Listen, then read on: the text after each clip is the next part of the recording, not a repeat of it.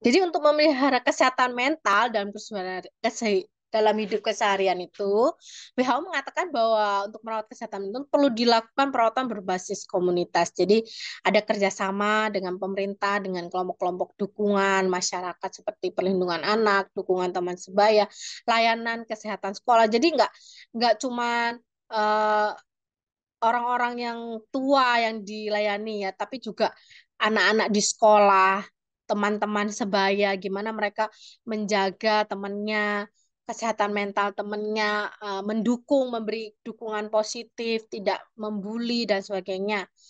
Ya, itu eh, perawatannya ya, juga untuk gereja, mungkin untuk bisa ada lembaga konseling, misalnya ada juga orang-orang yang bisa tahu, eh keluarga itu membutuhkan perhatian kita.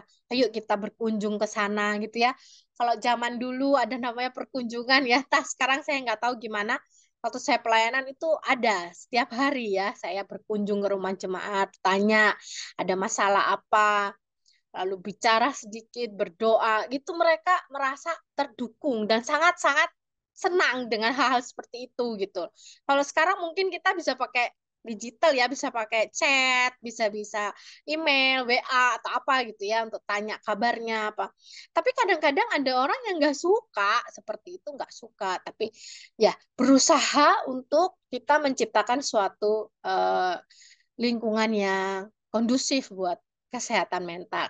Pencegahannya jika ada faktor-faktor itu yang tadi ya, yang kalau miskin itu kan gimana pun mempengaruhi ya, terutama dalam hal kepercayaan diri. Orang-orang biasa takut dihina atau takut merasa eh, direndahkan, iri kadang-kadang melihat teman yang lebih baik penampilannya atau apa. Nah, jika itu tidak bisa dihindari, misalnya seperti faktor ekonomi ya, kita bisa menghindarinya dengan menyadari sebenarnya posisi kita itu sebagai manusia sama-sama di hadapan Allah itu kita punya istimewa ya, istimewa. Dan itu harusnya kita jangan mudah tersinggung atau jangan mudah menyentuh daerah rawan orang lain. Jadi misalnya kita tahu teman kita itu eh, tinggal di panti asuhan misalnya. Lalu eh, kita tahu ya orang anak-anak di sana itu sangat-sangat eh, kehilangan ya figur ayah ataupun ibu. Mereka dirawat oleh orang-orang yang mungkin umurnya nggak jauh atau sangat beda sekali, Kak, udah lebih tua dari mereka. Jadi mungkin figur yang orang tua yang mereka inginkan itu seperti apa. Nah, tapi kita kalau ngomong begitu ya, menghina misalnya, kamu kan nggak punya bapak, mana tahu gitu ya. Jadi ada hal-hal yang eh, nggak bisa gitu ya, jangan jangan masuk ke sana.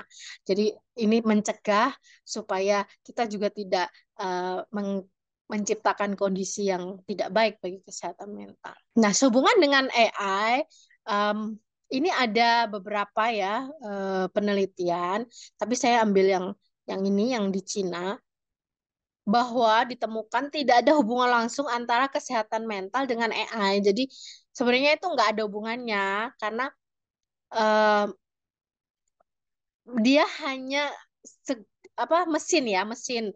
Jadi mental health dan AI dapat saling mempengaruhi jika dilihat dari motivasi penggunanya. Motivasi anak-anak remaja dalam menggunakan AI gitu ya. Seperti untuk apa dia pakai AI? Yang baru-baru ini diterapkan di satu universitas. Kemarin saya habis ketemu dengan teman-teman alumni saya. Mereka membahas AI juga. Mereka mengajarkan, ada yang jadi dosen kan, mengajarkan pada mahasiswanya itu openart.ai. Jadi disuruh gambar, terserah pakai ini ya, perintah gitu ya. Suruh gambar apa gimana saya kurang jelas, tapi mereka seneng gitu mainan itu ya, openart.ai. Jadi eh, apa ya? eh, buat buat hiburan gitu, nggak, jangan sampai itu tuh motivasinya untuk pelarian. Jadi misalnya aduh saya kesepian banget, saya pakai AI chat sama ChatGPT, tanya-tanya nanti jawabannya apa ya, nanti gitu terus sepanjang hari gitu ya, habis waktu. Dan motivasi untuk melarikan diri dan motivasi sosial itu sangat dapat membuat ketergantungan. Sedangkan motivasi tools atau alat itu dan hiburan itu nggak apa-apa gitu ya. Jadi uh, hati-hati di dalam uh, apa ya, melakukan apa yang tindakan-tindakan kita. Kita tahu ya, kita ini kan manusia, mereka itu kan mesinnya. Ini adalah pernyataan Google ya tentang AI. Dia itu mesin, mesin belajar. Jadi bukan manusia. Jadi kita itu lebih lebih dari mereka, dari mesin. Jadi kita harus berada di atasnya. Mereka bisa kita gunakan sebagai untuk inspirasi atau menolong kita menunjukkan sesuatu atau apa ya. Lalu kita juga harus berpikir bahwa AI itu bukan yang sempurna, dia masih bisa membuat kesalahan. Kita juga harus berada lebih tinggi dari itu. Kita harus bisa kritis. Jadi ada sesi di mana teman saya yang dosen sains ini di satu universitas bilang kita ada kelas di mana kita akan mengkritisi hasil dari ChatGPT gitu ya. Jadi uh, menurut kamu gimana nih hasilnya begini nih. Nah, dan itu adalah sesuatu yang disarankan oleh Google gitu dan juga uh, kita bisa menggunakan seluruh yang ada di space ini di dunia ini untuk sebagai AI yang terus berkembang gitu ya. Memang kalau kita masuk ke dalam dunia ini itu tuh luar biasa ya. Saya kurang ngerti ya, tapi dari eh, penjelasan-penjelasan yang saya terima yang sedikit itu, saya aja sampai terkesima gitu ya. Wah, luar biasa gitu ya. Nah, apalagi hal-hal yang belum kebuka gitu ya, yang saya nggak tahu. Saya bukan orang teknis, jadi saya nggak tahu. Tapi itu aja udah membuat saya senang gitu dengan perubahan-perubahan yang seperti ini. Tapi jangan terlena, jangan membuat itu eh, kita itu merasa, waduh, aku seneng nih, aku punya teknologi canggih, HP ku bisa ini, HP ku bisa ini. Karena memang itu tidak bisa menggantikan kebahagiaan kita ya, nggak bisa menggantikan kecukupan kita. Kalau kita tahu terus kita merasa oh bangga aku cukup gitu, enggak. Tapi yang perlu kita terus tingkatkan adalah pengetahuan kita akan Tuhan, akan Alkitab. Jadi kalau misalnya eh, jangan sampai kita itu, aduh aku nggak ngerti apa aku ketinggalan. Kita bisa belajar dari mana aja. Tapi kita nggak perlu merasa kurang, nggak perlu merasa kurang kurang cukup aku nggak pinter aku katanya. Jangan. Kita harus seperti Daud ya. Tuhan itu gembala kita. Tuhan itu menuntun kita ke tempat yang tenang, ke tempat yang penuh dengan rumput, memberikan air. Tuhan tuh sudah menyediakan berkat buat kita. Hanya kita itu bisa nggak membuka hati kita untuk menerimanya? Bisa nggak kita memberikan diri kita untuk menerimanya? Karena itu semua perubahan-perubahan di dalam dunia itu kan hikmat manusia ya. Dari dulu sampai sekarang perubahan-perubahan teknologi atau perubahan-perubahan dalam berelasi. Anak muda sekarang generasi Z pasti beda dengan saya dulu. Anak saya yang SD itu nggak tahu eh, baru-baru ini kita ngomongin apa ya saya lupa permainan kalau nggak salah. Oh dulu mainannya gitu. Iya. Kok sekarang nggak ada? Ya memang nggak ada sekarang. Ini mami ajarin mau nggak gitu. Dia bilang ah itu mah mainan apa gitu ya mainan kayak yang tradisional tebak-tebakan seperti itu. Dia dulu kan kalau dia sekarang kan mainannya game ya. Melihat dunia virtual ya ampun luar biasa banget.